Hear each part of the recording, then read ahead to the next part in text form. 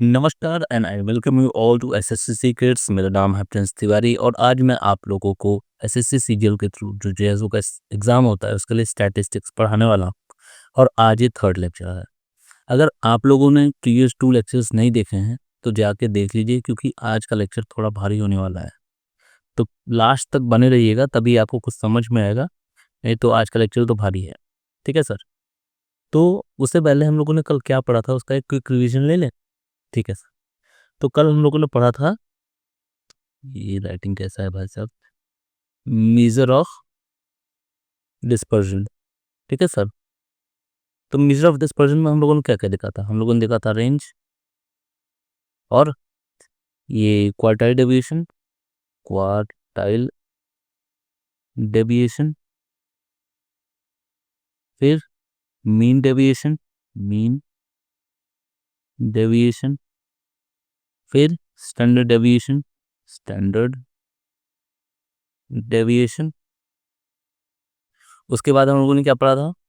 उसके बाद हम लोगों ने स्क्यूनेस पढ़ा था, स्क्यूनेस। उसके बाद हम लोगों ने पढ़ा था कर्टोसिस। इतना हम लोग पढ़ चुके हैं। ठीक है सर।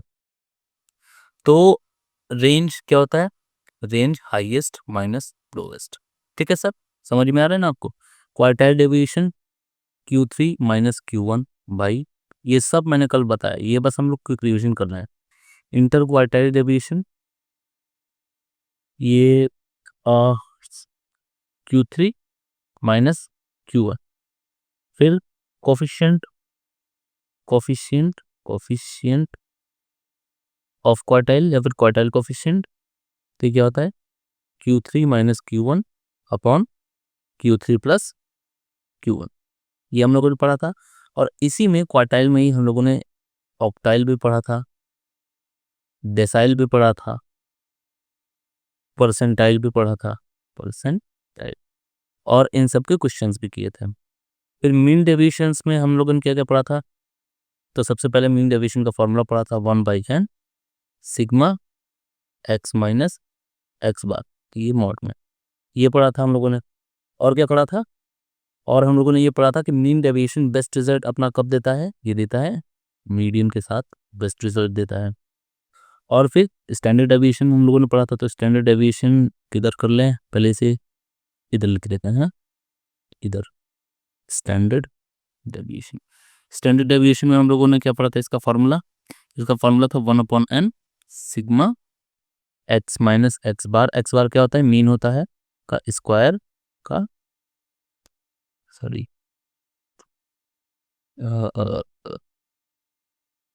का स्क्वायर का अंडर भी। अरे समझ लेना भाई। फिर हम लोगों ने क्या देखा था? स्टैंडर्ड डेविएशन का स्क्वायर बराबर वेरिएंस होता है। ठीक है, तो वेरिएंस क्या हो गया? बस यही रूट कट जाएगा, 1/n sigma x minus x bar का स्क्वायर। ठीक है सर। और हम लोगों ने क्या देखा था उसके बाद हम लोगों ने देखा स्क्यूनेस। तो स्क्यूनेस, ओके, इधर आता है स्क्यूनेस, ये ब्लैक लिख लेता है। स्क्यूनेस में हम लोगों ने क्या देखा था? स्क्यूनेस का मतलब होता है कि डेटा में कितना तिरछापन है, मतलब कितना सिमेट्री है। तो स्क्यूनेस मतलब तिरछापन ही होता है। तो इसका हम लोगों ने सबसे पहले कर्व देखा था कि बेल शेप्ड होगा तो ये सिमेट्रिक होगा। अगर स्क्यूनेस होगा तो राइट साइड स्लोप होगा तो ये पॉजिटिव होगा, लेफ्ट साइड स्लोप होगा तो ये नेगेटिव स्क्यूनेस होगा। ठीक है सर। और हम लोगों ने क्या पढ़ा था? और हम लोगों ने पढ़ा था कि मीन माइनस मोड बराबर स्क्यूनेस कोफिशिएंट, या फिर 3 मीन माइनस मीडियन बराबर स्क्यूनेस कोफिशिएंट, ये पढ़ा था। और हम लोगों ने ये देखा था कि अगर मीन और मोड बराबर है या फिर मीन और मीडियन बराबर है तो हमारा डेटा सिमेट्रिक होगा, स्क्यूनेस भी कुछ में नहीं होगा। मीन बड़ा है तो पॉजिटिव स्क्यूनेस होगा, मॉड बड़ा है तो नेगेटिव स्क्यूनेस होगा। ये सब हम लोगों ने पढ़ा था स्क्यूनेस में। ठीक है सर। फिर हम लोग क्या पढ़े थे? इसे कहीं से ये नया भी आता है क्या?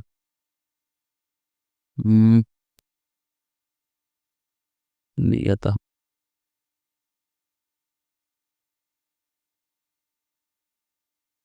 नहीं याद आ, इसे इरेज करना होगा सर कि इधर है किधर, ये है।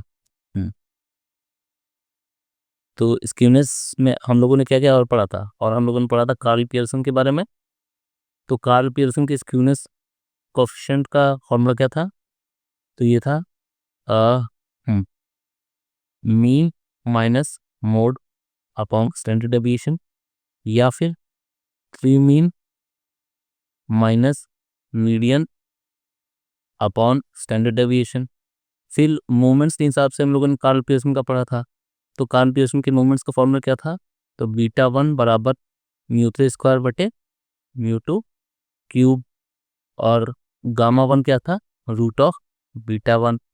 कार्ल पियर्सन का रेंज कितना था, -3 से लेके ये 3 तक। फिर हम लोगों ने बाउली के बारे में पढ़ा था। बाउली बाउली क्वार्टाइल के बेस बताते हैं। तो बाउली का फॉर्मूला क्या था, तो Q3 plus Q1 minus 2 mean deviation upon Q3 minus Q1। बाउली का रेंज कितना था, तो बाउली का रेंज था सर -1 टू ये बाउली +1 तक। इतना हम लोगों ने पढ़ा था। फिर हम लोगों ने कर्टोसिस पढ़ा था। कर्टोसिस का मतलब क्या था, कितना फ्लैट है डेटा या फिर कितना पीकनेस है। तो इसमें 3 टाइप के पढ़ा था हम लोगों ने। सबसे पहले मीसोकर्टिक मीसोकर्टिक लेप्टोकर्टिक लेप्टोकर्टिक और प्लेटिकर्टिक। फिर हम लोगों ने इसमें फॉर्मूला पढ़ा था, बीटा 2 बराबर U4 upon mu 2 square, gamma 2 बराबर बीटा 2 माइनस 3। हम लोगों ने पढ़ा था, अगर बीटा का वैल्यू 3 है तो हमारा जो ग्राफ बनेगा वो मीसोकर्टिक बनेगा, 3 से बड़ा है तो लेप्टोकर्टिक, 3 से छोटा है तो प्लेटिकर्टिक बनेगा। ये हम लोगों ने पढ़ा था। फिर हम लोगों ने क्या पढ़ा था सर, कि सिमेट्रिक कब होता है, हमारा कोई भी ऑब्जर्वेशन सिमेट्रिक कब होता है। तो सिमेट्रिक तब होता है जब हमारा स्क्यूनेस स्क्यूनेस 0 होता है और कर्टोसिस कर्टोसिस 3 होता है। ये पढ़ा था सर। फिर हम लोगों ने क्या पढ़ा था, कुछ ग्राफ्स पढ़े थे। ग्राफ्स ग्राफ्स में बार ग्राफ पढ़ा था, हिस्टोग्राफ पढ़ा था। तो उसमें बार से हमें क्या पता चलता है, मोड के बारे में पता चल जाता है। जिसका सबसे बड़ा ग्राफ वो मोड बताएगा। फिर हम लोगों ने ऑगी देखा था, लेस देन ये है, मोर देन ये है। जहाँ पे मीट करते हैं वो हमें क्या बताता है सर, मीडियन बताता है। तो ये सब चीज़ें हम लोगों ने मोटा मोटा तौर पे पढ़ा था। आज हम लोग क्या पढ़ने वाले हैं, तो आज हम पढ़ने वाले हैं मोमेंट्स। ठीक है सर। आज हम लोग पढ़ेंगे मोमेंट्स। सबसे पहले मोमेंट्स क्या होता है, तो मोमेंट्स बस एक क्वांटिटेटिव टूल है जिससे हम लोग कितना डेटा में फैलाव है वो सब पता कर सकते हैं। ठीक है, सीधी सीधी बात है, एग्जाम में डिटेल नहीं जाएगा। तो देखो, 2 टाइप के मोमेंट होते हैं, एक होता है सेंट्रल मोमेंट, एक होता है रॉ मोमेंट। ठीक है, सेंट्रल मोमेंट नाम से पता चल रहा है कि ये मोमेंट अबाउट सेंटर, सेंटर के हिसाब से ये मोमेंट बताएगा। तो सेंटर में क्या होता है सर, मीन होता है। तो मोमेंट अबाउट मीन इस सेंट्रल मोमेंट क्या है, अभी आपको समझ में आ जाएगा। तो पहले इसका हम लोग फॉर्मूला देखते हैं। आरत सेंट्रल मोमेंट म्यू आर बराबर 1/n sigma x minus x bar का पावर आके, मतलब जो सा भी हम लोग मोमेंट निकालेंगे उसका पावर इस फॉर्मूला पे लग जाएगा। तो आप देखते हैं कि इफ r बराबर 0, मतलब जीरोथ मोमेंट निकाल रहे हैं, जीरो सेंट्रल मोमेंट निकाल रहे हैं, तो म्यू 0 बराबर 1 आ जाएगा। कैसे आ जाएगा सर, इसमें फॉर्मूला हम पुट करके देखिए। तो ये 1/n सिग्मा, ये पावर 0, तो ये 1 आ जाएगा, है ना। तो ये देखिए, x1 माइनस एक्स बार का power 0 plus x2 minus x bar का पावर 0 प्लस ऐसे करते करते n तक जाएगा। तो ये 1 प्लस 1 प्लस 1 ऐसे करते करते n तक जब जोड़ेगा तो ये n आ जाएगा। तो ऊपर आ गया n और नीचे भी आ गया n, n से n कर लिया 1 आ गया। तो हमारा जीरो सेंट्रल मोमेंट क्या हो गया, 1 हो गया। फर्स्ट सेंट्रल मोमेंट क्या होगा, r1 μ1 बराबर 0। कैसे सर, आप लोगों को मैंने बताया था जब अर्थमेटिक मीन में पढ़ा रहा था कि algebraic sum of deviation of mean is 0। Same है सर। देखिए, r का पावर 1 हो जाएगा, तो ये तो फॉर्मूला वही हो गया ना, algebraic sum of deviations same है, तो 0 हो गया। तो फर्स्ट सेंट्रल मोमेंट क्या हो गया, 0 हमेशा होता है, याद रखना। सेकंड सेंट्रल मोमेंट क्या हो गया, सेकंड सेंट्रल मोमेंट हम लोगों को याद होगा, मैंने बताया था पिछले लेक्चर में भी कि second central moment mu two क्या होता है, वेरिएंस होता है सर, वेरिएंस। देखिए फॉर्मूला देखिए, म्यू2 बराबर 1/n sigma x minus x bar का स्क्वायर, यही सेम फॉर्मूला होता है हमारे वेरिएंस का। तो it is a measure of dispersion, ठीक है, मेजर नहीं measure, measure of dispersion, measure of dispersion हम लोगों ने पढ़ा था। ये सेकंड सेंट्रल मोमेंट क्या होता है, ये सब पूछता है सर कि सेकंड सेंट्रल मोमेंट क्या होता है, तो ऑप्शन में रहेगा वेरिएंस, स्टैंडर्ड डेविएशन, ये सब, तो ये वेरिएंस होगा। आप लोग फॉर्मूला पे भी पुट करके देख सकते हो, ठीक है। फिर थर्ड सेंट्रल मोमेंट क्या होगा, तो थर्ड सेंट्रल मोमेंट स्क्यूनेस होगा। कैसे स्क्यूनेस सर, देख स्क्यूनेस का फॉर्मूला क्या था, म्यू3 स्क्वायर बटे म्यू2 क्यूब। ये म्यू2 क्या है, ये तो वेरिएंस हो गया। तो ये म्यू3 क्या है, ये कहाँ पे यूज हुआ, तो ये स्क्यूनेस में यूज हुआ, इसलिए थर्ड सेंट्रल मोमेंट क्या है, ये मेजर ऑफ स्क्यूनेस है। म्यू3 का वैल्यू ये पावर 3 आ गया। फोर्थ सेंट्रल मोमेंट क्या है, कर्टोसिस, पढ़ा था ना भाई साहब हम लोगों ने, म्यू4 बटे म्यू2 स्क्वायर बीटा 2 बराबर, तो ये कर्टोसिस हो गया, ठीक है। अच्छा, तो ये सेंटर देखो, सेंटर मोमेंट था, इसीलिए हम लोग यहाँ x माइनस एक्स बार कर रहे थे। एक्स बार क्या होता है सर, मीन होता है, तो इसलिए x माइनस एक्स बार कर रहे थे। अब रॉ मोमेंट, रॉ चीज क्या होता है, हमेशा 0 से शुरू होता है, रॉ चीज हमेशा 0 से शुरू होता है, तो रॉ मोमेंट भी हम लोग 0 से करेंगे। जैसे इसे moment about origin, आरथ raw moment क्या होता है, म्यू आर डैश, डैश का मतलब रॉ मोमेंट, ठीक है, बराबर 1/n सिग्मा x माइनस 0, यहाँ क्या लिखते थे हम लोग, x बार का पावर r। तो ये हमारा फॉर्मूला, यूनिवर्सल फॉर्मूला बन गया रॉ मोमेंट के लिए। अभी मैं आपको एक कॉन्सेप्ट दूंगा, मतलब समझ लो 100% है, क्वेश्चन आएगा आएगा, 2 क्वेश्चन आते हैं इसमें से एग्जाम में। फर्स्ट रॉ मोमेंट क्या होता है सर, तो म्यू डैश अपॉन ये 1/n सिग्मा x, तो अगर हम लोग देखेंगे तो ये मीन का ही फॉर्मूला है।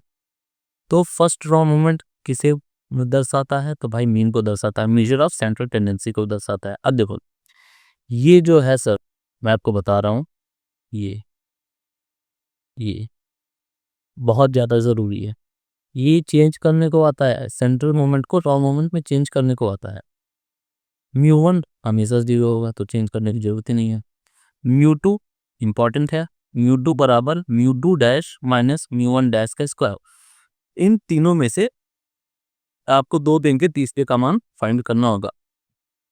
आजकल एग्जाम में क्या टर्न चल रहा है, ये वाला थर्ड में, थर्ड सेंट्रल मोमेंट को चेंज करना है। तो थर्ड सेंट्रल मोमेंट मैं बता रहा हूँ ना, आपको चाहे किसी का नाम याद हो या ना याद हो, इसका फॉर्मूला बाय हार्ट याद होना चाहिए, बहुत आसान है।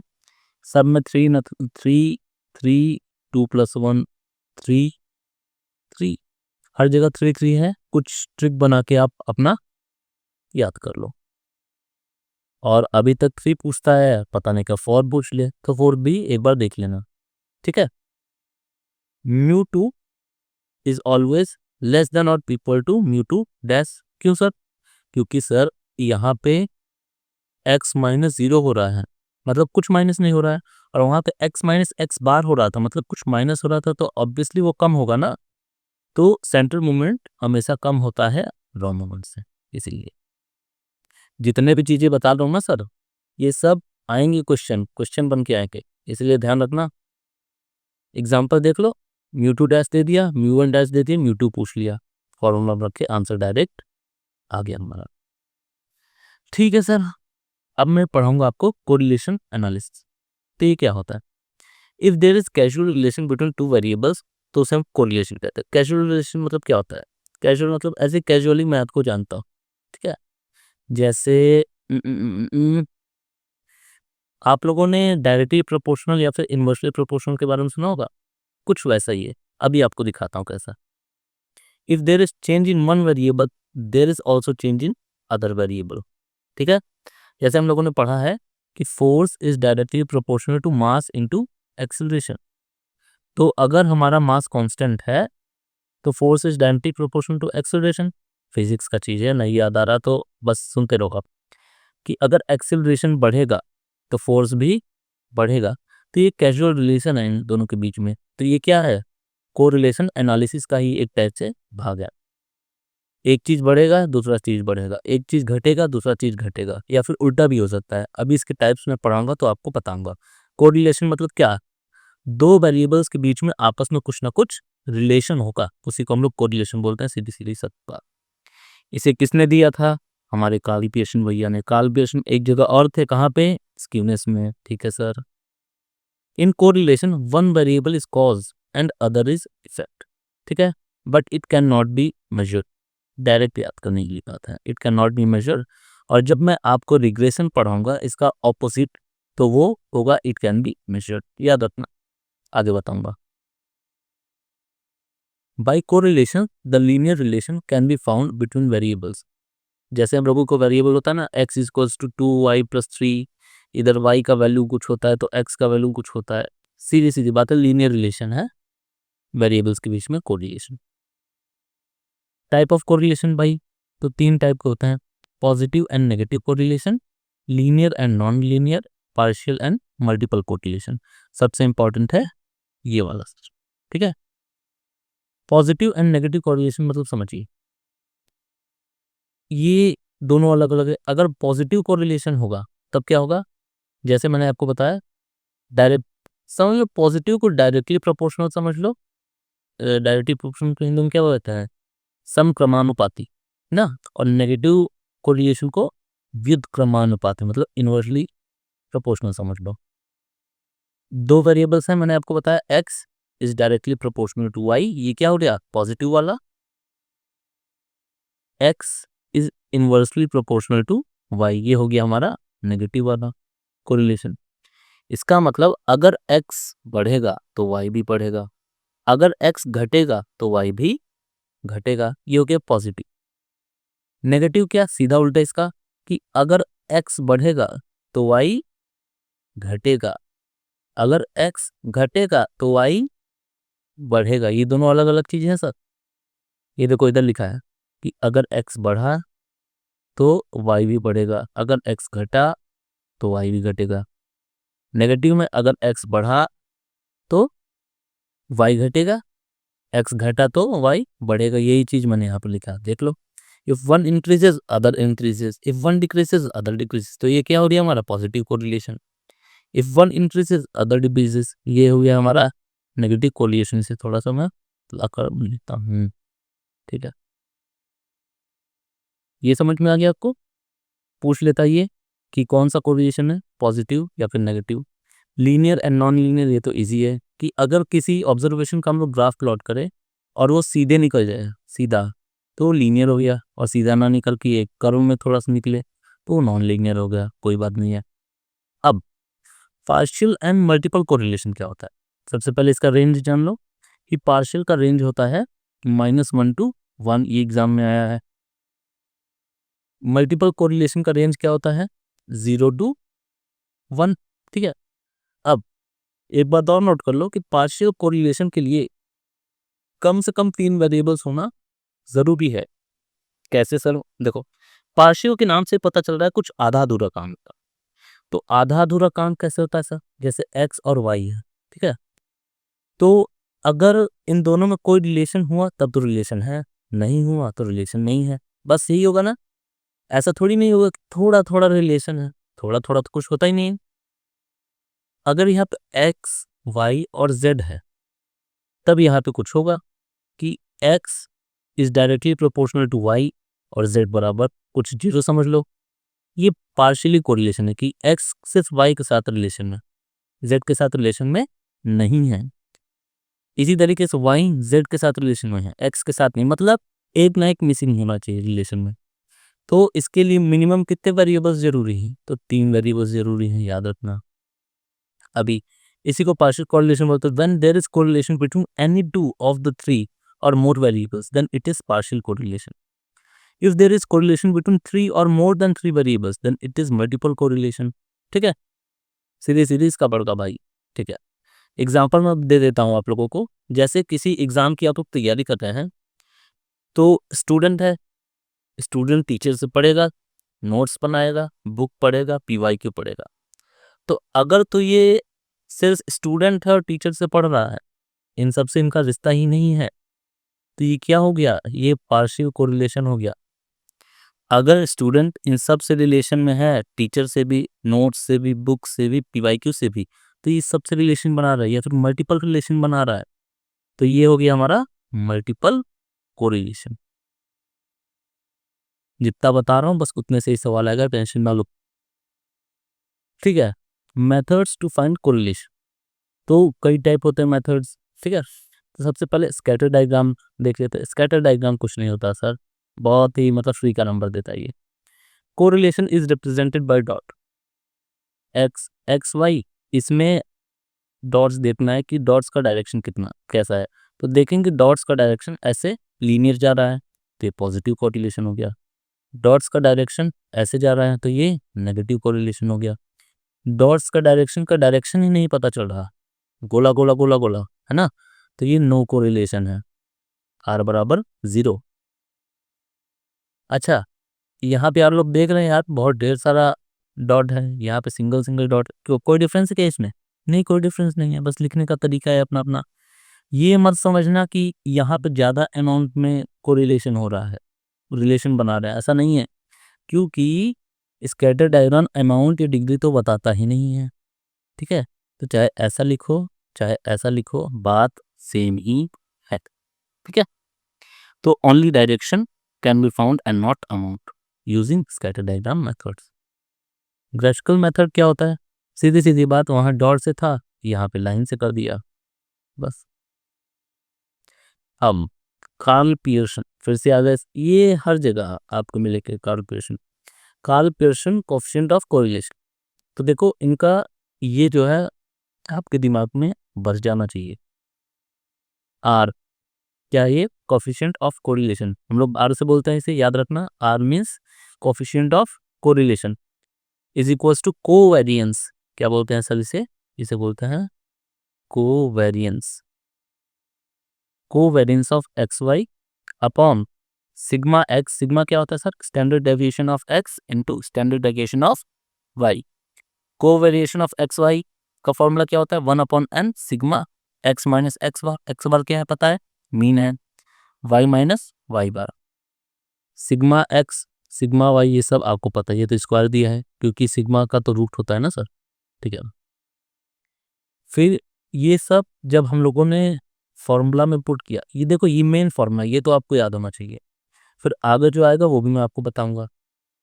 इसमें हम लोगों ने पुट किया तो हम लोगों को ये वाला रिलेशन मिल गया, ये याद है, ये सब तो याद ही होगा आप लोगों को, ये अपने आप ही आ जाएगा अगर कभी ज़रूरत होगा तो, वैसे ज़रूरत नहीं पड़ती, ये वाला याद रखना बस। आगे देखते हैं।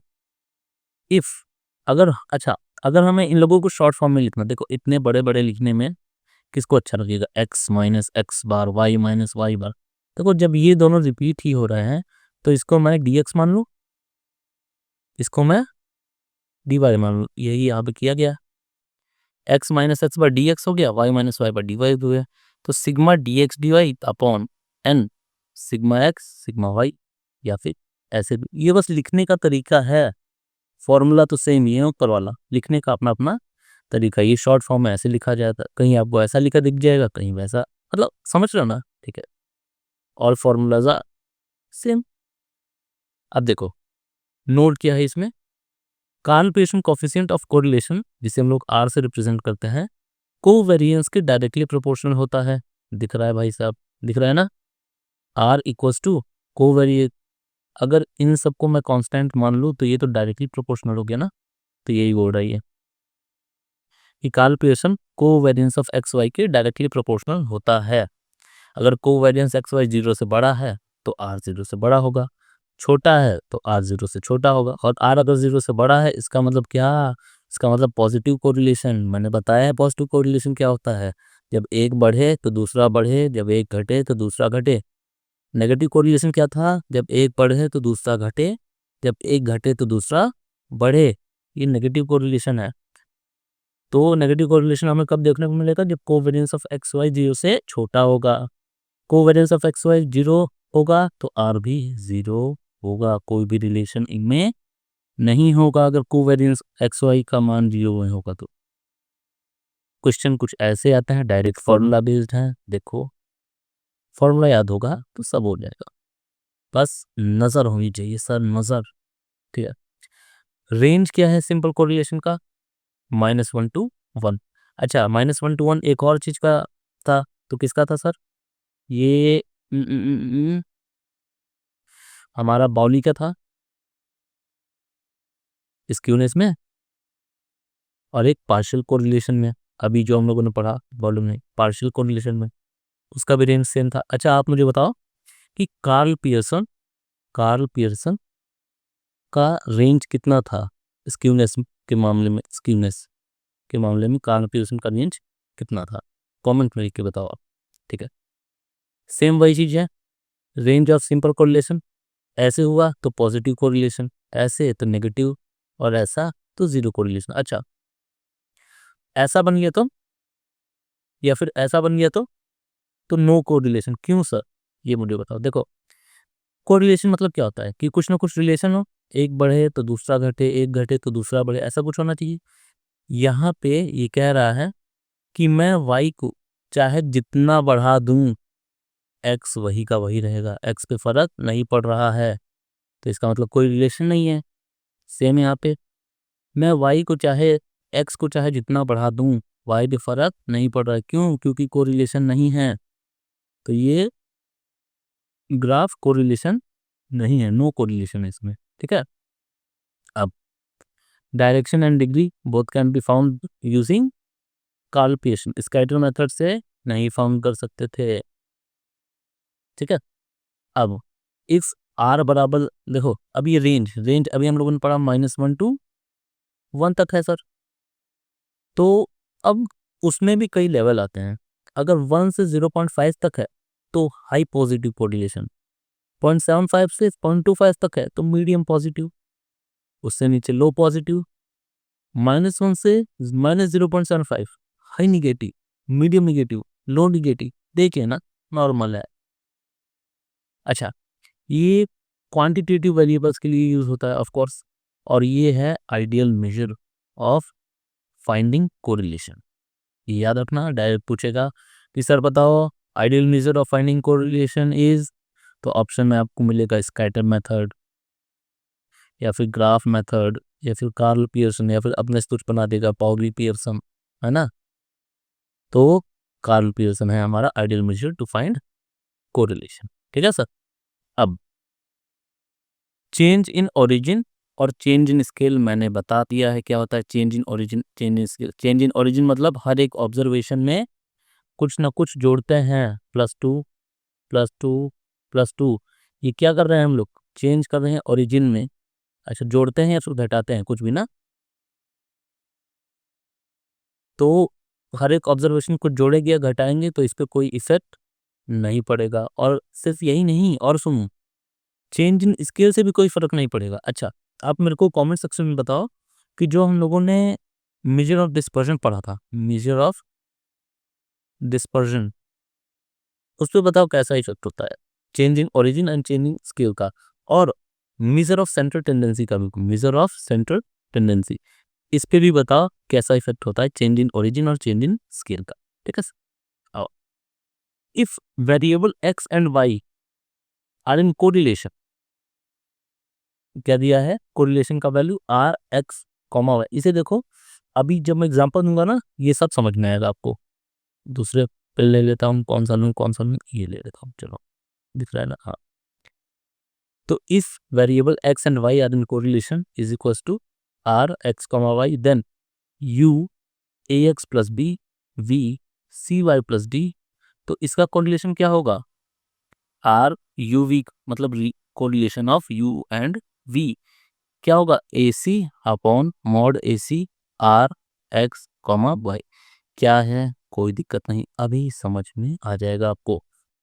देखो सीधे सीधे कह रहा है कि अगर दो वेरिएबल्स है एक्स और वाई, ठीक है, और उनका कुछ कोरिलेशन है आर, ठीक, अगर इन्हीं x और y का यूज करके कोई दूसरा कोरिलेशन बनाया जाए u और v, कहाँ पे यूज किए गए? यहाँ पे x और y, इन्हीं कोरिलेशन का यूज करके कोई दूसरा वेरिएबल का कोरिलेशन बनाया जाए u एंड v, तो उसका कोरिलेशन क्या होगा? कुछ नहीं होगा, बस साइन देखना होता है। ये इतना बड़ा सा जो लिखा है ये कुछ नहीं है। देखो अभी आपको एग्जांपल से बताता हूँ। इस देख लो, ये पहले पढ़ ले। If x and y have sign same, मतलब if x and y have same sign, then correlation of u and v is equals to correlation of x and y। x and y का use करके correlation u v में जो भी बनाया गया हो, अगर x और y का साइन सेम हो तो कोरिलेशन भी सेम होगा। ये देखो, ये सब बड़े बड़े शब्द दिख रहे हैं आपको, लेकिन अभी एग्जाम्पल में सब समझ में आ जाएगा आपको। If x and y sign opposite है, और तब क्या होगा? जो correlation of u and v है वो चेंज हो जाएगा, sign minus correlation of x and y। दो एग्जाम्पल देखो, सब आएगा क्लियर। देखो कह रहा है कि the correlation between x and y is इतना। x एंड y का मैंने कोरिलेशन फाइंड किया तो इतना आ रहा था। अब आप मुझे बताओ कि u और v का कोरिलेशन क्या होगा? ये बड़ा सा कुछ तो दिया है कि u बराबर 5 माइनस 2/3x, देखो x का यूज किया है, v बराबर 4/3y प्लस 5y का यूज किया है। ठीक है, तो मुझे फाइंड करने को बोल रहा है कि r के रिस्पेक्ट में कोरिलेशन आप फाइंड करो, तो x और y का यूज किया है। अभी मेरे को बोला कि मुझे किससे नहीं फर्क पड़ता, मुझे फर्क नहीं पड़ता। क्या नहीं फर्क पड़ता? तो चेंज इन ओरिजिन से नहीं फर्क पड़ता, मतलब प्लस माइनस, या फिर चेंज इन स्केल से नहीं पड़ता, मतलब मल्टीप्लाई एंड डिवाइड से फर्क नहीं पड़ता। तो इसमें मैं कुछ भी मल्टीप्लाई कर दूं, फर्क पड़ेगा? नहीं पड़ेगा। इसमें मैं कुछ भी ऐड सब्ट्रैक्ट कर दूं, फर्क पड़ेगा? नहीं पड़ेगा। तो फर्क किससे पड़ेगा सर? तो फर्क पड़ेगा साइन से। साइन मतलब देखो, अगर x का साइन क्या है, पहले ये देखो, x का साइन है नेगेटिव, यहाँ पे y का साइन क्या है? y का साइन कुछ नहीं है तो पॉजिटिव। तो अगर तो x और y का साइन सेम होगा तो correlation of u and v is same. समझ रहे हो सर? ठीक है, अगर साइन डिफरेंट है तो ये डिफरेंट हो जाएगा। यहाँ पे माइनस था, यहाँ प्लस हो गया। क्यों? क्योंकि यहाँ पे माइनस है और यहाँ प्लस है, तो साइन x और y का साइन डिफरेंट है, तो कोरिलेशन में साइन का डिफरेंस आ जाएगा। बस, नहीं समझ में आया? और ये देखो, if correlation between x and y is minus r, then correlation between minus n and minus y। तो माइनस x का साइन नहीं, x का साइन क्या है? माइनस, y का साइन क्या है? माइनस। साइन सेम है? हाँ जी सर सेम है, तो कोरिलेशन सेम होगा। बस, साइन सेम है तो आंसर माइनस आर ही होगा। ठीक है, ये देखो अभी भी नहीं है। तो if correlation between x and y is this and u बराबर दिस, y बराबर दिस, फाइंड कोरिलेशन। इसका कोरिलेशन फाइंड करो। x का मेरे को इन सब से मतलब ही नहीं है सर, इन सब से मतलब ही नहीं है, मुझे बस साइन देखना है। x का साइन कितना है? प्लस। y का साइन कितना है? प्लस। साइन सेम है? हाँ जी सर सेम है, तो कोरिलेशन भी सेम होगा। कोई प्रॉब्लम नहीं है। क्यों नहीं है? नहीं है भाई तो नहीं है। ठीक है, अब देखो, ये कंफ्यूजिंग पॉइंट है। क्यों सर? इफ अगर हम लोगों को कोरिलेशन इक्वेशन में दिया हो, तब हम लोग क्या देखेंगे कि अगर इस दोनों x y का साइन इक्वल हो, मतलब इक्वल मतलब सेम हो, तो r बराबर -1 होगा। क्यों सर? अभी तो आपने कहा था कि अगर साइन डिफरेंट हो तब -1 होता है, तब मतलब साइन चेंज होता है, कुछ ऐसा बोला था। यहाँ पे कुछ उल्टा सीन है। क्या है? इक्वेशन दिया है तो इक्वेशन क्या होता है? ax प्लस by बराबर 0, ऐसा कुछ होता है, या फिर x प्लस y बराबर 0। ये इक्वेशन दिया है तो ये तो पार्ट रहता नहीं, लेकिन हमारा कुछ ऐसा होना चाहिए नहीं ये। तो अगर ये भी इस साइड आ गया तो अल्टीमेटली हम लोग देखेंगे तो साइन तो चेंज हो गया ना। ये यहाँ पर प्लस था, ये यहाँ पर प्लस था, तब तो ठीक था, लेकिन ये x माइनस वाई हो गया, तो इन दोनों का साइन यहाँ पे चेंज हो गया, लेकिन मीटर तो सेम है, कहना तो यही चाह रहा है। तो इसी को हम लोग ऐसे डिनोट कर दिए कि इफ दोनों एक्स वाई का साइन से साइन इक्वल हो तो आर बराबर -1। क्यों सर? क्योंकि दोनों एक ही साइड में है, इसीलिए -1। इफ दोनों का साइन इक्वल ना हो तो आर बराबर 1। क्यों? साइन इक्वल नहीं होंगे तो ये उस साइड जाके साइन इक्वल हो जाएगा ना। देखो x माइनस वाई बराबर 0, इसका साइन प्लस है, इसका साइन माइनस है, तो साइन तो बराबर नहीं है, लेकिन ये उस साइड जाएगा तब तो साइन बराबर हो गया ना।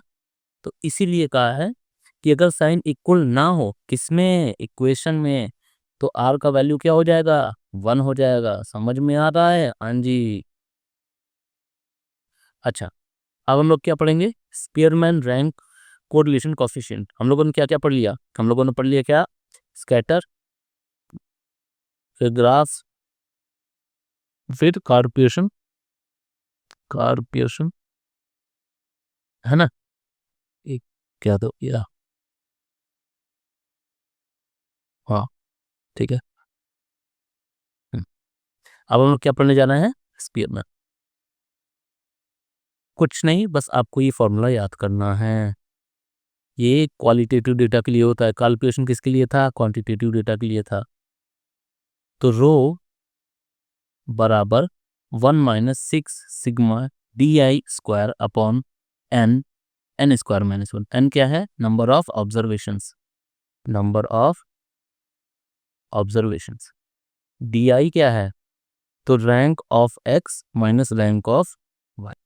ठीक है, अभी आपको पता चल जाएगा जब इसका मैं क्वेश्चन कराऊंगा। वैसे क्वेश्चन इसमें आते नहीं है, इसमें बस बेसिक आता है, या तो इसका फॉर्मूला हमको पूछ लेगा।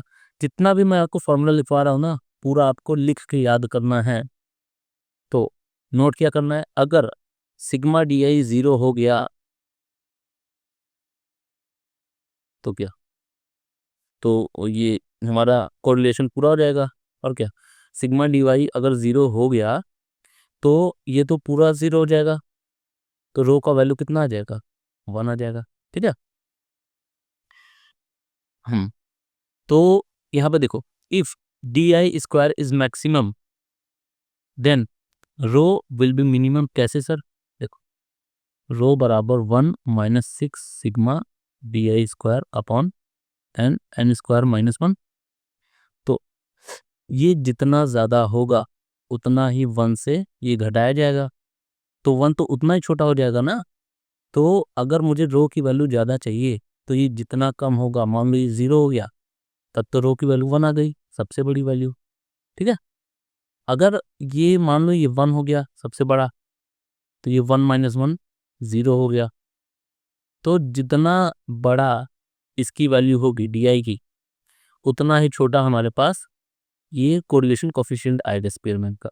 और जितना छोटा होगा DI का स्क्वायर, उतना ही बड़ा हमारे पास कुल मिला के इनवर्स रिलेशन है, या फिर मैं बोलूँ तो नेगेटिव कोरिलेशन है। किसमें? स्पीयरमैन कोरिलेशन में। किसके साथ? DI के साथ और रो के साथ। समझ में आया? नहीं आया याद कर लो, वैसे आ गया होगा, मजाक कर रहा हूँ। ठीक है, ये क्वेश्चन है, हम लोगों को इतना क्वेश्चन दिया होगा, इतना। ठीक है, मैथ्स है, स्टैटिस्टिक्स है, ABCDE, 5 लोग हैं, 1 2 3 4 5, और ये स्टैटिस्टिक्स में इतना नंबर। तो DI क्या हो गया? DI हमारा हो गया रैंक ऑफ, ये क्या लिखा है? Rank of x minus rank of y। तो रैंक ऑफ x कितना है? ये है 1। रैंक ऑफ y कितना है? 5। तो 1 - 5 बराबर 4। Rank of x 2, rank of y 4 - 2, ऐसे करके ही पूरा आ गया। ये DI का स्क्वायर है, यहाँ पे DI का स्क्वायर ही फॉर्मूला में है ना, तो लोग DI के स्क्वायर ही निकालेंगे। तो DI के स्क्वायर इन सभी के स्क्वायर कर दिया, ये आ गया ये बात। अच्छा, सिग्मा ऑफ DI बराबर 0। हाँ, ये दिमाग से निकल गया। ठीक है, दिस मस्ट बी 0। कभी भी हम लोग स्पीयरमैन का कोफिशिएंट फाइंड करते हैं ना, तो हम लोगों को ये ध्यान देना है कि ये जो DI है ये 0 होना चाहिए हमारा। अगर ये 0 नहीं है तो हम लोग स्पीयरमैन लगा नहीं सकते। ठीक है, तो ये रो, ये फॉर्मूला में पूरा पुट कर दी। n क्या है? Number of terms. Number of terms कितने हैं हमारे पास? नंबर ऑफ टर्म्स है 1 2 3 4 5, 5 टर्म्स हैं। फॉर्मूला रख दिया, हमारा रो का वैल्यू आ गया। समझ रहे हो? उतना ज़रूरी नहीं है ये, मतलब हमारे एग्जाम में ये क्वेश्चन नहीं आता, बस ये फॉर्मूला आता है या फिर ये सब आता है। ये कुल मिला के ज़्यादा से ज़्यादा थ्योरी पार्ट आता है हमारे एग्जाम में। ये भी देख सकते हो आप, अगर डी आई का वैल्यू सब 0 आ गया तो रो बराबर 1 आ जाएगा, कोई बड़ी बात नहीं है। अच्छा, इसका रेंज तो आप समझ ही गए होंगे, -1 से 1 तक है। डायरेक्शन और डिग्री दोनों पता किया जा सकता है एक्सपेरिमेंट से। अब कॉन्करेंट डेविएशन मेथड आता नहीं है उतना, बस हम लोगों को ये पता होना चाहिए, ये फॉर्मूला आर सी। आर क्या है? कोरिलेशन कोफिशिएंट, और सी मतलब कॉन्करेंट डेविएशन वाला। तो plus minus under root plus minus 2c minus n upon n. N क्या है? Number of observation, and c क्या है? Number of deviations. अगर ये पॉजिटिव हुआ तो हमारा कोरिलेशन भी पॉजिटिव होगा, ये नेगेटिव हुआ तो हमारा कोरिलेशन भी नेगेटिव होगा, क्योंकि डायरेक्ट दिख रहा है, इट इज डायरेक्टली प्रोपोर्शनल। ठीक है, ये ऐसा क्वेश्चन आता है, कभी आता नहीं, फिर भी देख लो। एक्स वाई है, ये हमारा ऑब्जर्वेशन है, तो हम लोग देखेंगे पिछला अगला माइनस पिछला। 22 में से 20 गया तो ये प्लस में आएगा, 25 में से तो ये भी ये प्लस में आएगा, 19 में से 25 जाएगा तो माइनस में आएगा। तो ऐसे करके हम लोगों ने इतना निकाल लिया, ऐसे ही वाई में कर लिया। 32 में से 30 गया तो कुछ प्लस में ही आएगा, 12 में से 32 गया तो कुछ माइनस में आएगा। ऐसे करके हम लोगों ने ये पूरा निकाल लिया। फिर हम लोगों ने साइन का मल्टीप्लाई किया, प्लस इंटू प्लस बराबर प्लस, प्लस इंटू माइनस, ऐसे ए एस ए ऐसे। ठीक है, ऐसे किया तो हम लोगों के पास कुछ ये आ गया। तो अब हम लोग देखेंगे नंबर ऑफ पॉजिटिव साइंस कितने हैं। तो कितने? 1 2 3, तो 3, तो सी का वैल्यू क्या आ गया? Number of positive science 3। और टोटल साइंस कितने हैं? ये एन का वैल्यू हो गया। टोटल साइंस कितने? 1 2 3 4 5 6 7 8, तो एन का वैल्यू आ गया 8। हम लोगों ने पुट कर देना है उसी फॉर्मूला में। तो 2c माइनस एन, ये क्या आ गया यहाँ पे? नेगेटिव, तो हमारा कोरिलेशन क्या आएगा? नेगेटिव आएगा, बस। हाँ, तो इस मेथड से हम लोग क्या फाइंड कर सकते हैं? Direction, but degree can not be found. ठीक,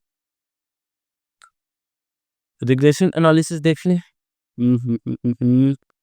देख लें कि कल देख लें, कितना टाइम कितना हो गया, पहले एक बार टाइम देख लेते हैं। ओ आ जा,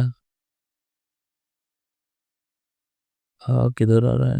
हाँ अभी टाइम तो है हमारे पास, आइए देख लेते हैं थोड़ा सा। हम्म, तो देखो, हाँ टाइप्स ऑफ रिग्रेशन कैसे, अच्छा हाँ ये, ठीक है। तो रिग्रेशन क्या होता है? रिग्रेशन एनालिसिस हम लोग कर लेते हैं।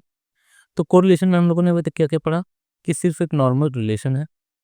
If x and y are two variables, if x is known and y is unknown, we cannot find unknown. मतलब कि डायरेक्टली प्रोपोर्शनल है ना भाई साहब, तो अगर y is directly proportional to x, x का वैल्यू मुझे पता है, तो मैं y की वैल्यू थोड़ी ना निकाल पाऊंगा। तो यही कह रहा है कि कोरिलेशन में x और y दो वेरिएबल होते हैं, अगर हमें एक का वैल्यू पता हो तो हम लोग दूसरा का वैल्यू नहीं निकाल सकते, लेकिन रिग्रेशन में हम लोग निकाल सकते हैं। इसमें भी कुछ ना कुछ रिलेशन ही होता है। कैसा रिलेशन? वहां पे नॉर्मल रिलेशन था, यहाँ भी मैथमेटिकल रिलेशन है रिग्रेशन में। If one variable is known then we can find other variables. सीधा सीधा इक्वेशन होता है ना हमारा, y is equals to a x plus b. तो हमारे पास अगर x का वैल्यू है तो हम y का वैल्यू निकाल सकते हैं, सीधा सीधा वैसा ही कुछ फंडा है इसमें। देखो एग्जाम्पल, जैसे हम लोग ग्राफ बनाते हैं ना, वैसा ही y is equals to 2x+3। x हम लोगों को पता है, अगर x इज इक्वल टू 1 तो y इज इक्वल टू 5 आ गया, x इज इक्वल टू 2 तो y इज इक्वल टू 7 आ गया। तो x क्या है? एक कॉज है, जिसके वजह से क्या हुआ? एक इफेक्ट हुआ। कॉज एंड इफेक्ट आता है ना रीजनिंग में, कॉज पहले आता है, इफेक्ट बाद में आता है, ऐसा पढ़ते हुए ना, वही है कि ये कॉज है और उसके वजह से अगर कॉज हमें पता हुआ तो इफेक्ट भी उसका हो गया। यही है regression. Average mathematical relation between two or more than two variables is called regression. वहाँ पे नॉर्मल रिलेशन था, यहाँ पे मैथमेटिकल रिलेशन है, किसके बीच में? वेरिएबल्स के बीच में। In regression cause and effect can be measured, पर कोरिलेशन में हम लोग मेजर नहीं कर सकते, मैंने बताया था। कि रिग्रेशन में हम लोग कॉज एंड इफेक्ट मेजर कर सकते हैं, लेकिन इसमें नहीं। रिग्रेशन मेजर कर सकते हैं लेकिन कोरिलेशन में नहीं मेजर कर सकते। रिग्रेशन मतलब क्या होता है? देखो, रिग्रेशन अगर हम लोग वोकैब के थ्रू जाए तो इसका मतलब होता है गोइंग बैक या फिर रिटर्निंग बैक। अच्छा, मैथमेटिक्स में हम लोगों को क्या चाहिए होता है? Exact value. लेकिन स्टैटिस्टिक्स में हम लोगों को एक्सपेक्टेड वैल्यू चाहिए, क्योंकि एग्जैक्ट वैल्यू पाना बहुत ही ज़्यादा मुश्किल टास्क होता है, तो इसमें हमें थोड़ा बहुत प्लस माइनस होता है। रिग्रेशन क्या होता है? अच्छा, रिग्रेशन किसने दिया था? तो सर फ्रांसिस गैल्टन 1877 में। अब आप लोग मुझे कमेंट में बताइए कि कोरिलेशन किसने दिया था। मैंने बताया है, इसी वीडियो में बताया है। कोरिलेशन किसने दिया था? रिग्रेशन तो सर फ्रांसिस गैल्टन है। कोरिलेशन किसने दिया? ठीक है। अब टाइप ऑफ रिग्रेशन हम लोग पता करें तो दो टाइप के रिग्रेशन होता है। एक तो वाई ऑन एक्स, एक x on y, x on y. ठीक है। किधर किसे लिखा जाए सर? हाँ, कहीं पर जगह है? नहीं, कहीं जगह नहीं है। बहुत जगह है। कहाँ जगह है? बहुत जगह है। इसी में देख लेते हैं, अक्षर बना तो वो है। देखो, दो टाइप के रिग्रेशन होते हैं। Regression equation of L y on x. Y on x मतलब कि वाई जो है वो एक्स पे डिपेंड कर रहा है। जैसे होता है ना कि ये हमारा है कार, ये कार, ये हो गया हमारा कार। तो कार किस पे डिपेंड कर रहा है? तो ये टायर पे। अगर टायर नहीं होगा तो कार चलेगा? नहीं चलेगा। तो car is dependent on tyre. उसी तरीके से y is dependent on x, y on x. दूसरा क्या होगा? X on y. X is dependent on y, x on y. X y के ऊपर चढ़ के बैठा है, इसके वाई एक्स के ऊपर चढ़ के बैठा है। ध्यान देना, आएगा समझ तभी।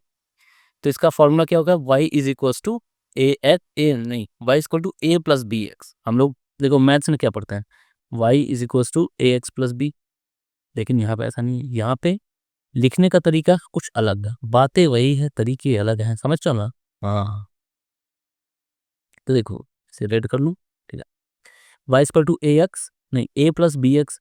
अच्छा, इसे हम लोग बी वाई एक्स, छोटा सा वाई तो दिख रहा होगा आपको। ये क्यों है यहाँ पे? ये बताने के लिए कि ये जो रिग्रेशन कोफिशिएंट है ये वाई ऑन एक्स वाला, वाई ऑन एक्स वाला, समझ रहे हो? तो y square to a plus b x. X क्या है? एक इंडिपेंडेंट वेरिएबल है या फिर नॉन वेरिएबल है, मतलब एक्स की वैल्यू हम लोगों को पता होगी। बी क्या है? रिग्रेशन कोफिशिएंट है। ए क्या है? इंटरसेप्ट है। वाई क्या है? डिपेंडेंट वेरिएबल है। किस पे डिपेंडेंट? एक्स पे डिपेंडेंट। समझ रहे हो ना?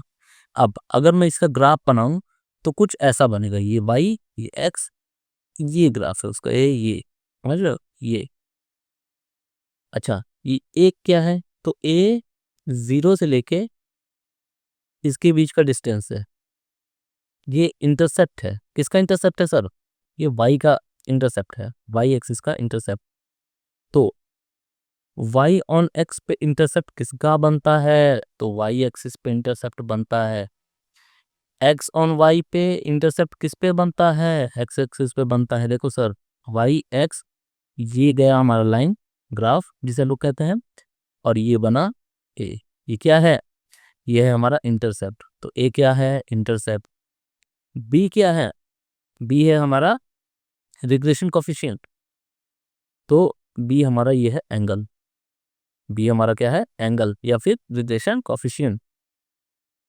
ये है हमारा लाइन का इक्वेशन।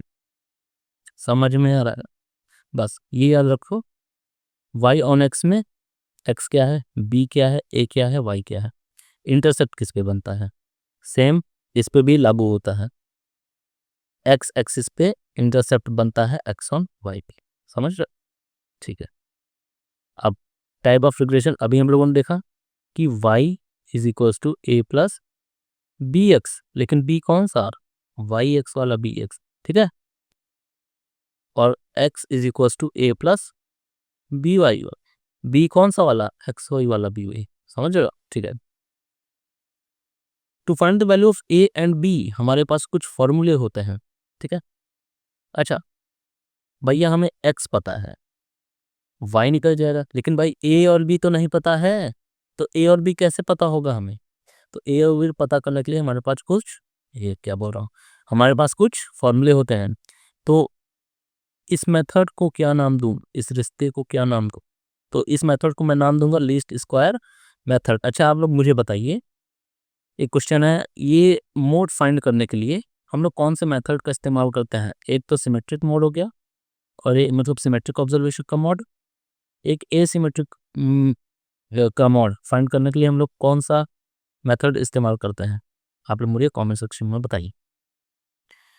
तो नॉर्मल इक्वेशन हो गया, इसे आप रट लीजिए, आगे भी आएगा ये सेम, बस समझ लो नए अवतार में आएगा, रहेगा यही।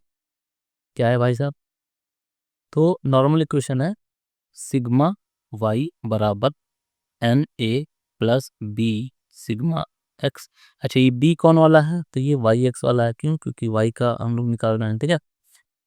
दूसरा फॉर्मूला क्या है? कुछ नहीं, सीधे सब में एक्स डाल दो। तो सिग्मा वाई अकेले हो तुम, ये लो एक्स वाई बराबर ए, अकेले हो तुम, आ जाओ ए सिग्मा एक्स, एन हट गए यहाँ से, प्लस, अच्छा यहाँ पे एक्स तुम भी हो, एक और ले लो, बी सिग्मा एक्स स्क्वायर।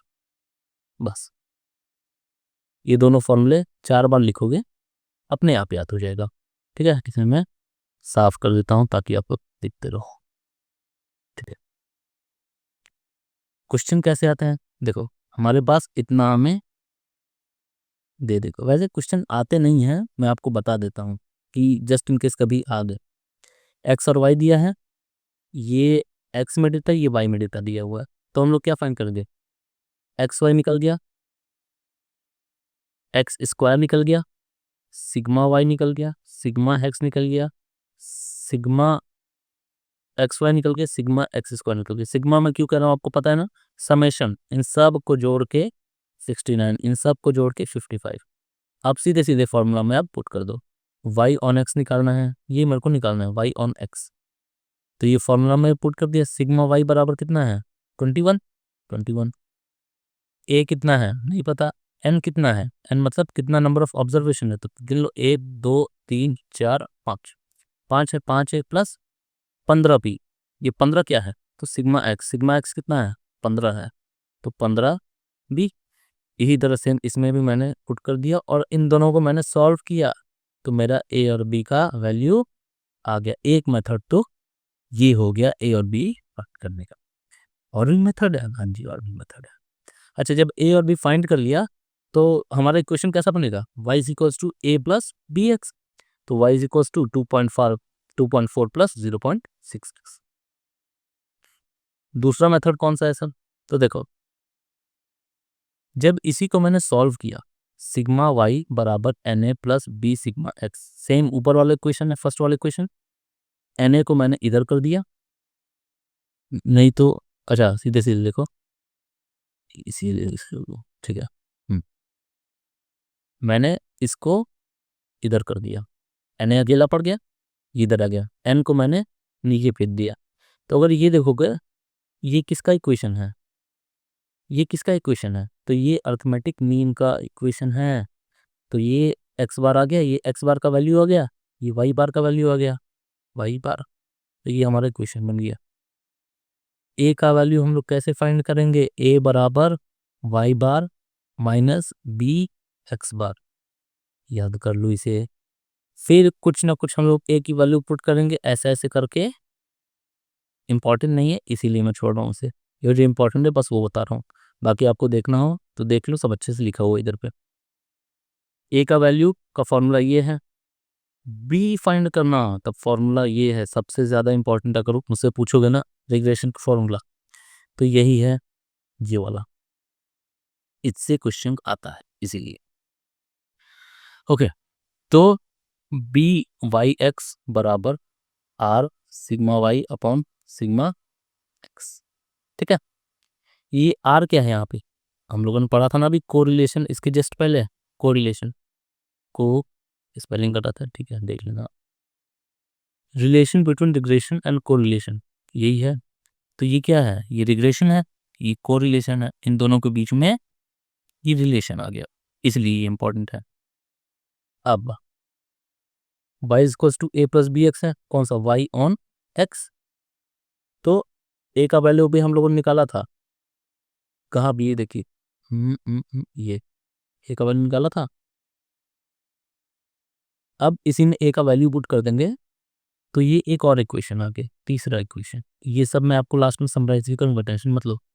तो जहाँ पर मैंने ये टिक लगाया है ये इम्पोर्टेंट है, ये इम्पोर्टेंट है, ये याद कर लेना आप लोग, सीधे सीधे क्वेश्चन आता है, ठीक है। क्वेश्चन कैसे आते हैं, ये देखो, एक्स दिया है, वाई नहीं, एक्स और वाई, या फिर कोई नाम दे देगा, ये एक्स और वो वाला नहीं है, ठीक है, एक्स और वाई, ये फिर कोई नाम दिया, जैसे सरिता और कमल, ऐसा कुछ भी दे दिया, तो वही दो वेरिएबल्स हो गया, वही हमारा x y, same same. Average दिया है, एक्स का एवरेज 8 है, वाई का एवरेज 30 है, स्टैंडर्ड डेविएशन दिया है 3 और 5, एक्स का वैल्यू दिया है, आर का वैल्यू दिया है, मुझे वाई का वैल्यू फाइंड करने को बोला है। अब ये क्वेश्चन देखो, मैं आपको सीधी सीधी बात बताता हूँ, ये सब क्वेश्चन आते नहीं है हमारे सीईओ के एग्जाम में, ये सब कभी कभी आ जाए तो आपका किस्मत है, वैसे आते नहीं हैं सभी।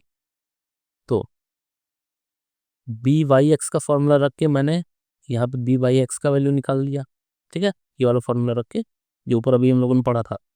फिर ये वाला फॉर्मूला रखा, y माइनस वाई बार बराबर b y x x minus x bar, ये वाला फॉर्मूला रख के सीधे सीधे y का वैल्यू आ गया। तो डायरेक्ट फॉर्मूला बेस्ड क्वेश्चन आते हैं, इस पे कोई बहुत बड़ी चीज़ नहीं आता। एवरेज दिया तो आपको पता होना चाहिए, एवरेज मतलब एक्स बार कहाँ पे था, यहाँ पे था। एवरेज दिया y का, वाई बार पता होना चाहिए कहाँ पे था, यहाँ पे था। ये आपको ये नहीं देगा कि सिग्मा x बराबर 3, ऐसा नहीं देगा, अगर स्टैंडर्ड डेविएशन बराबर 3, तो आपको पता होना चाहिए सिग्मा एक्स ही है, समझ रहे हो ना। अभी जब मैं इसका प्रॉपर्टीज आपको बताऊंगा ना, क्या प्रॉपर्टीज, तो थ्योरी बेस्ड जो होता है वो ज़्यादा इंपॉर्टेंट होता है, ये सब उतना इंपॉर्टेंट नहीं है। तो अब एक बार रैपअप कर दे पूरा फॉर्मूला। तो value of a and b find करने के लिए, अच्छा, दो टाइप होते हैं, वाई ऑन एक्स और एक्स ऑन वाई। तो वाई ऑन एक्स का formula y is equals to a plus b x, दूसरे का x is equal to a plus b y. Normal equation ये है, सिग्मा वाई बराबर n a plus b sigma x, इसमें sigma x, x की जगह Y रख दो और वाई की जगह एक्स, तो बस बराबर n a plus b sigma y. Second भी देख फिर यही है, ये हम लोगों ने निकाला, ए फाइंड करने की वैल्यू वाई बार माइनस बी एक्स बार, इसमें ए फाइंड करने की वैल्यू एक्स बार माइनस बी वाई बार, बी फाइंड करने की वैल्यू या फिर कोरिलेशन और रिग्रेशन का रिलेशन, और एक ही फॉर्मूला। यही सब गिने चुने फॉर्मूले हैं हमारे रिग्रेशन में। तो क्वेश्चन कुछ ऐसा आएगा, आता नहीं है मतलब मान लो आएगा तो ऐसा ही है, एक्स बार दिया है, एवरेज दिया है, सीधे सीधे अभी हम लोगों ने प्रीवियस किया सेम क्वेश्चन है, आप लोग देख सकते हो। अब ये बहुत ज़्यादा इम्पोर्टेंट है। हाँ, कितना बाकी है एक बार देख लेते हैं सर। थोड़ा सा तो ज़्यादा है, लेकिन कोई नहीं, आओ देखते हैं। प्रॉपर्टीज ऑफ रिग्रेशन अगर हम लोग देखें, ये लेक्चर थोड़ा सा भारी हो सकता है, मैंने पहले ही बताया था, लेकिन क्या कर सकते हैं। अच्छा, क्योंकि ये रिलेशन हम लोगों ने पढ़ा बी वाई एक्स बराबर r sigma y upon sigma x, जो पहले रहेगा वो ऊपर रहेगा sigma y upon sigma x, और बी एक्स वाई बराबर r sigma x upon sigma y. तो देखो, अगर मैं इन दोनों को मल्टीप्लाई कर दूं, b y x into b x y, तो ये कट जाएंगे आपस में, आर इंटू आर बचेगा, तो आर स्क्वायर बराबर b y x into b x y, तो ये हमारे पास फॉर्मूला बन गया, r is equal to under root regression coefficient of y on x and regression coefficient of x on y, ये एक फॉर्मूला बन गया। इससे हम लोगों को क्या पता चलता है, the geometric mean of regression coefficient is equals to correlation coefficient. Direct ये पूछ लेगा, इसमें से कोई भी गायब कर देगा, the dash of regression coefficient is equals to correlation coefficient, समझ लो। या फिर ये ज्योमेट्रिक मीन ऑफ डैश मतलब कुछ भी इसमें से गायब कर देगा और आपसे ऑप्शन देके पूछ लेगा। The correlation coefficient between two variables x and y is इतना। कोरिलेशन कोएफिशिएंट मतलब ये मेरे r की वैल्यू आ गई। Find the relation between regression coefficient of y on x, byx and x on y। ये क्या रिलेशन पूछना है। तो मेरे को पता है bxy इंटू byx बराबर आर स्क्वायर होता है, समझ रहे हो ना।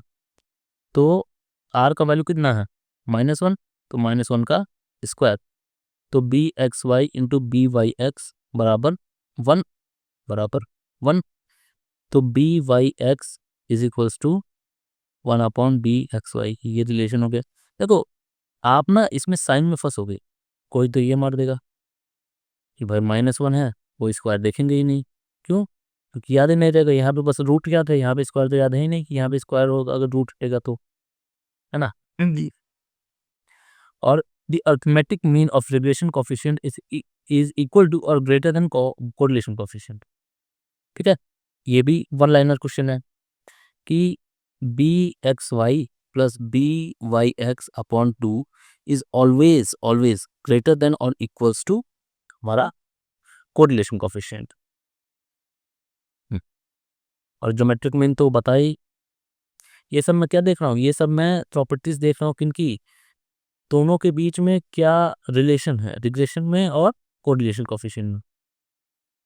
If one relation coefficient is greater than 1 then other will be lesser than 1। समझ रहे हो ये बात कि अगर ए ग्रेटर देन 1 है तो दूसरा लेस देन 1 होगा, ये तय बात है।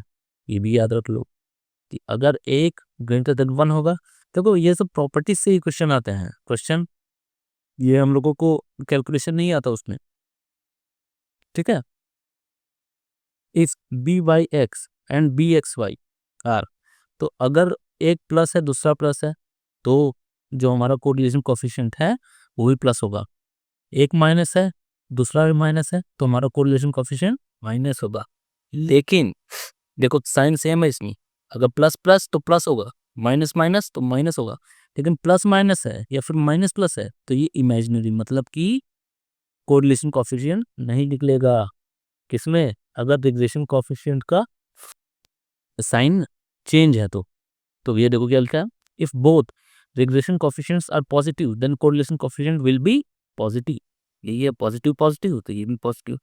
If both regression coefficient are negative then correlation coefficient will be negative. लेकिन अगर एक पॉजिटिव और अदर नेगेटिव या फिर वाइस वर्सा, एक नेगेटिव अदर पॉजिटिव, तो फाइंड नहीं किया जा सकता या फिर इमेजिनरी नंबर हम लोगों को फाइंड होगा। समझ रहे हो सर? हाँ जी, ओके। इफ bxy बराबर इतना, byx बराबर इतना, अच्छा देख सकते हो एक एक से बड़ा है तो दूसरा एक से छोटा है। फाइंड कोरिलेशन कोएफिशिएंट, तो फॉर्मूला हम लोगों को पता है, पुट करके हम लोग निकाल देंगे। बस इसे सॉल्व करते समय ये बात ध्यान में रखना कि माइनस प्लस की गड़बड़ी ना हो। सेम यहाँ पर भी है। अच्छा यहाँ पे देखो ये पॉजिटिव है ये भी पॉजिटिव है, तो देखो यहाँ पे माइनस है प्लस है, तो हम लोग को कौन सा लगाएंगे। अभी हम लोगों ने पढ़ा कि एक प्लस तो दूसरा भी प्लस होगा। ये प्लस है तो इस फॉर्मूला में रखें तो अंडर रूट आया, तो अंडर रूट से पॉजिटिव बाहर आया। लेकिन ये पॉजिटिव क्यों हुआ? क्योंकि ये दोनों पॉजिटिव थे इसीलिए आर भी पॉजिटिव हुआ। देखो नेगेटिव का भी ऑप्शन दिया हुआ है, ये देखो ये भी मार्क कर सकते थे लेकिन हम लोगों ने पॉजिटिव लिया। क्यों? क्योंकि ये दोनों भी पॉजिटिव है। इसमें देखो byx नेगेटिव है bxy नेगेटिव है तो आर क्या होगा? आर होगा हमारा नेगेटिव, भले ही ये रूट से ही क्यों ना निकला हो। समझ रहे हो सर आप? ठीक है, और अगर एक नेगेटिव एक पॉजिटिव होता तो निकलता है ना, वो इमेजिनरी हो जाता। क्या हो जाता? इमेजिनरी। इन रिग्रेशन कोएफिशिएंट्स bxy, ये तो फॉर्मूला पता है नहीं, byx जो पहले होगा वो ऊपर होगा, याद रखना। इफ चेंज इन ओरिजिन कोई फर्क नहीं पड़ता, इफ चेंज इन स्केल तो हाँ फर्क पड़ता है, लेकिन कभी कभी नहीं होता। तो इसीलिए ये वाला क्वेश्चन आपसे पूछने की चांसेस कम है कि रिग्रेशन कोएफिशिएंट्स में चेंज इन स्केल का फर्क होता है कि नहीं होता। अगर पूछेगा तो हाँ जी होता है, ये बता देना। ये लास्ट कॉन्सेप्ट है मेरे ख्याल से, है ना? हाँ जी, आज का लास्ट कॉन्सेप्ट ये है। तो angle between two regression lines, तो एक मैंने बताया था कि y ऑन x ये वाला है, y ऑन x और एक x ऑन y। जब दोनों एक ही ग्राफ पे बनाए रहे तो कहीं ना कहीं तो मीट करेंगे। ये उसका एंगल है y ऑन x का, ये x ऑन y का। ये क्या है? इंटरसेप्ट ऑफ y, जिसे हम लोग a बोलते थे। ये क्या है? इंटरसेप्ट ऑफ x, जिसे हम लोग इसमें भी a बोलते हैं, x का इंटरसेप्ट। समझ रहे हो ना? तो देखो ये फॉर्मूला, देखो ये फॉर्मूला, देखो अब मैं क्या बोलूँ, या तो करना होगा। देखो टेंट, ये देखो ये आया था, ये फॉर्मूला नहीं आया था, इसके बेस्ड क्वेश्चन आया था, मैं आपको बताऊंगा हमारे एग्जाम में। टेन थीटा बराबर, ये क्या है? दोनों जो रिग्रेशन लाइन है उनके बीच का एंगल फाइंड करने के लिए टेन थीटा बराबर 1 - r² upon mod r sigma x into sigma y upon sigma x² plus sigma y²। Ten इधर से हटा, इधर जाके टेन इनवर्स हो गया, बाकी सब सेम है। स्पेशल केसेस जरूर से आता है हमारे एग्जाम में, ये वाला आया था केस 2, डायरेक्ट डायरेक्ट क्वेश्चन था। केस 1 क्या कहता है? अगर r प्लस या फिर -1 है, देखो अगर r प्लस या फिर -1 है, इतना देखो बस, ये इतना, तो टेन थीटा बराबर 1 - r² बटे डेल्टा r। ठीक है, अगर ये प्लस या फिर -1 है, तो अगर ये +1 हुआ तब भी 1 आएगा, -1 हुआ तब भी 1 आएगा, क्योंकि यहाँ पर मॉड है और यहाँ पर स्क्वायर है। ठीक है, तो 1 - 1 = 0। और टेन 0 कब देता है? टेन 0 कब देता है? अच्छा नहीं, ये 0 डिग्री आ गया, तो 0 डिग्री का मतलब क्या हुआ? 0 डिग्री का मतलब कोई भी एंगल नहीं हुआ, ये कोइंसाइड करेगा, या तो कोइंसाइड करेगा या फिर पैरेलल होगा। तो क्वेश्चन ये पूछेगा कि if the value of r is 1 then find the angle between two regression lines. तो आप बताओगे 0, या फिर दे आर पैरेलल, या फिर दे आर कोइंसाइडिंग, या फिर इसका उल्टा भी पूछेगा कि if two regression lines are coinciding each other then find the value of r। बहुत ज्यादा इंपॉर्टेंट है सर, बता दे रहा हूँ आपको। केस 2 हम लोगों ने पूछा था, इफ r बराबर 0, r बराबर 0, तो ये 1 आ जाए, नहीं, r बराबर 0, टेन थीटा बराबर 1 - 0 अपॉन 0, तो नीचे 0 हो गया, मतलब इन्फिनिटी। और टेन थीटा इन्फिनिटी कब होता है? जब थीटा बराबर 90 डिग्री होता है। 90 डिग्री मतलब perpendicular, both lines are perpendicular to each other. उल्टा पूछ लेगा कि if both regression lines are perpendicular to each other, what is the regression coefficient? Then regression coefficient will be 0। तो मेरा कहना है कि इसे एक बार देख लेना, लेकिन ये याद कर लेगा, ये याद कर लोगे अपने आप ही आपको हिट कर जाएगा, क्योंकि ये स्पेशल केसेस है, बहुत ही ज़्यादा ज़रूरी है। केस 3 क्या है? The point of intersection of two regression lines are x bar y bar. इतना ज़्यादा इंपॉर्टेंट है ये सिंगल लाइन से एक क्वेश्चन आप समझ लो एग्जाम में फिक्स है कि ये लोग जहाँ मीट किए, तो ये लोग मीट कब करते हैं? जब हम लोग इन दोनों का इक्वेशन सॉल्व करते हैं, y = a + bx और इसका x = a + by। इन दोनों को जब मैं सॉल्व करूंगा तो ये मीटिंग पॉइंट का लोकेशन पता चलेगा। तो मीटिंग पॉइंट का लोकेशन हमेशा रहता है x bar comma y bar. x bar मतलब मीन ऑफ x, y मतलब मीन ऑफ y। तो ये बात याद रखना। The intersection point of two regression lines are x bar and y bar. 4 बार बोलो sir. The intersection point of two regression lines are x bar and y bar. देखो two regression lines ये दिया है, ये दिया है, मुझसे पूछा x बार और y बार बताओ। आपको पता ही नहीं होगा कि इंटरसेक्शन पॉइंट ही x बार y बार बताया है, तो आप x और y की वैल्यू बस निकालोगे और तुक्के से मारोगे भाई, हाँ कि x की वैल्यू 4 है, y की वैल्यू 7 है, लेकिन श्योर नहीं होगे ना भाई कि x बार कुछ है ना मुझसे। तो ये बात जान लो कि x बार क्या होता है, दोनों जहाँ इंटरसेक्ट करते हैं वही होता है x बार या फिर y बार। समझ रहे हो? ठीक है, ओके। टेन थीटा बराबर 1 - bxy upon byx upon bxy plus by। अगर इसे आप देखोगे तो ये कुछ हम लोगों की कोऑर्डिनेट ज्योमेट्री वाला फॉर्मूला दिख रहा है। समझ रहे हो? tan थीटा बराबर अ, ये थोड़ा सा उल्टा है, मतलब ये ऊपर रहता है, ये नीचे रहता है। उसमें ना क्या होता है, m minus M1 minus M2 upon 1 plus M1 M2 ये होता है ना। तो ये ऊपर कर दिया है, ये नीचे कर दिया है, साइन में थोड़ा सा चेंजेस है, बाकी देखो वैसा ही दिख रहा है। ये BXY और BYX हम लोगों को पता है, ये कोरिलेशन कोएफिशिएंट्स के ही बराबर होता है। कहाँ देखे थे? फर्स्ट प्रॉपर्टी में हम लोगों ने देखा था। तो बस आज के लिए इतना ही, मिलते हैं अपने नेक्स्ट वीडियो में। आप लोगों को कैसा लगा ये वीडियो, हम लोगों को मतलब हम लोगों क्या, मुझे ही कमेंट सेक्शन में लिख के ज़रूर बताइए और अपना फीडबैक ज़रूर दीजिए कि आप लोगों की वीडियो कैसा लग रहा है। अगर आपको हमारी मेहनत पसंद आ रही है तो प्लीज़ इस चैनल को सब्सक्राइब करिए, जिससे हमें मोटिवेशन मिलता है। तो मिलते हैं हम नेक्स्ट वीडियो में। आज का लेक्चर थोड़ा सा टफ था, ये मैं जान मानता हूँ।